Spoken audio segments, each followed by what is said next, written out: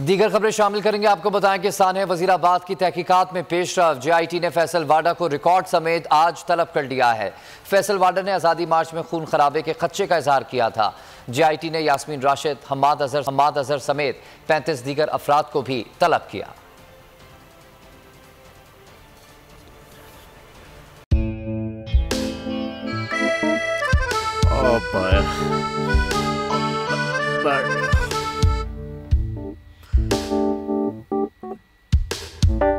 इंतशार से निकलने का वाहिद हल इंतखाबात हैं।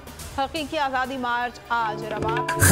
आयत के मुताबिक अगर आप उसको ये रिपोर्ट दे दे तो मैं आपको अपनी 4 सीटें दे दूंगा। मौलाना हाँ साहब, वो जो रिमोट हमें दे दे और वो जो नीली पीली चैनल है वो लगाए। जाओ शबाज। हम ऐसा टीवी देखते ही नहीं जिसका रिमोट हमारे हाथ में ना हो।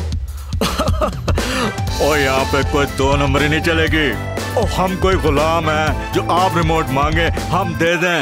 Absolutely not. यहाँ पे सिर्फ पाकिस्तान का नंबर 1 चैनल चलेगा, बोल, जो हकीकी सहाफत की जंग लड़ रहा है। पाकिस्तान के लिए कोई और नहीं, सिर्फ बोल खड़ा है। आप सब भी बोल देखें।